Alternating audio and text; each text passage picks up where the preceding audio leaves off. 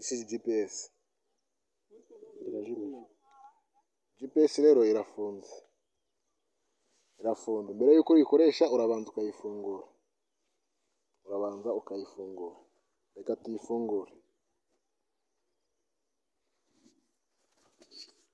Ikindi kibazo rero abantu bibaza waramutse bafashe amaduka kuri GPS bayakoraho ukoresheje flash.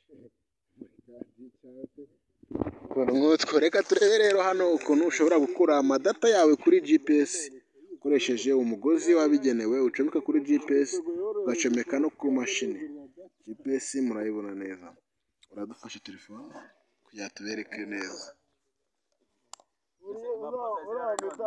GPS uri kwibona neza. Iyi ngiyi nta kindi rero ukora ukayifata neza witonze. Nta bintu bya meka. Wasave ya muntu nta bintu bya meka. Uzafungure hano neza witonze. Uri kwabona neza. Uzafungure. Kugira ngo muri kubibona neza hano ushobora gucomeka umugozi.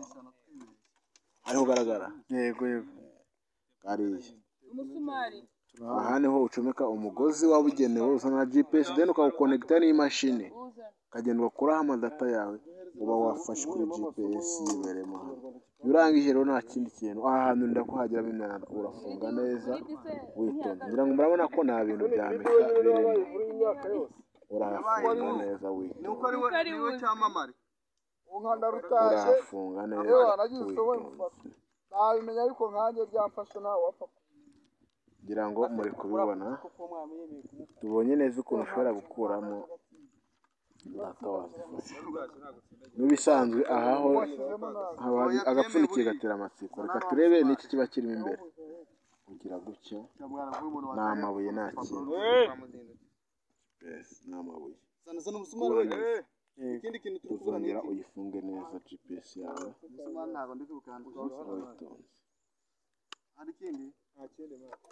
Ugeze gutya aka ngaka biba byiza iyo ukagaruye bakunzi ba Uranyuze TV cyangwa se Umwe TV tuzagenda dukomeza tubagezaho Umwete TV dukomeza kubagezaho ukuntu wakoresha ibikoresho bya surveying instrument zose. Tani Toto Station Tudelite zihari muzayibona, Daprevo muzayibona, Genesis Receiver muzayibona, GPS muzayibona, Amark JS byose muzayibona. Shashinga Umwete TV wirebere ibintu byose. Nimba uri umusaveya shashinga turi kumwe. Bye.